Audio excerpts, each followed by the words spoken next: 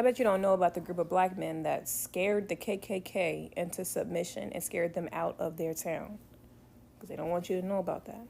You know how, like, when you hear the word civil rights movement, you think of the nonviolent movements or the nonviolent organizations. We don't talk nearly enough about the movements that acted on the contrary. And I don't like calling them violent. They just retaliated. They responded. They fought back, stood 10 toes, and wasn't scared to get back in the field. But the reason we only hear about the nonviolent movements is because if you knew the success and the progress that was made just because of these violent, right, these retaliatory organizations, imagine what we would do as a community. Now imagine what they don't want us to do and why they don't want us to know about them. I'm going to educate you. Today we're going to be talking about CORE, specifically the Deacons of Defense. Now, CORE, the nonviolent side of this entire organization, stands for the Congress of Racial Equality, and that started in the 40s. Now, like I said, they were nonviolent. They fought for equality all around. It wasn't just sit-ins. It wasn't just protests and marches. They did a lot for the black community as far as protecting our rights and making sure that we had protection, but they went the nonviolent route.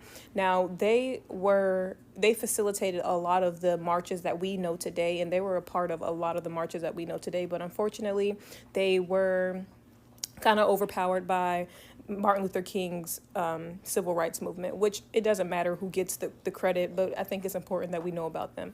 But I'm going to go deeper into them, but just to give you a brief synopsis of the Deacons of Defense, they were the complete opposite of nonviolent. These were, we can call them the Black Panthers, right?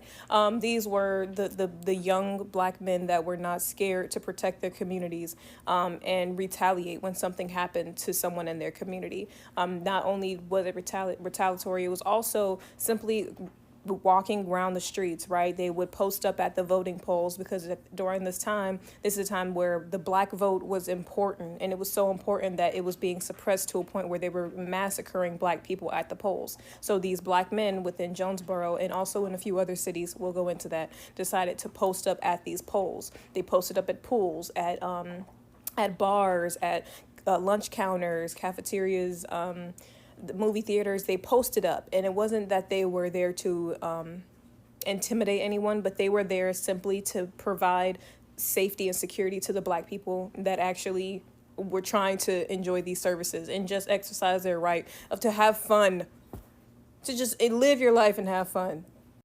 I'm going to post the full video in my Patreon explaining to you the Deacons of Defense and also CORE and their affiliations and affiliates.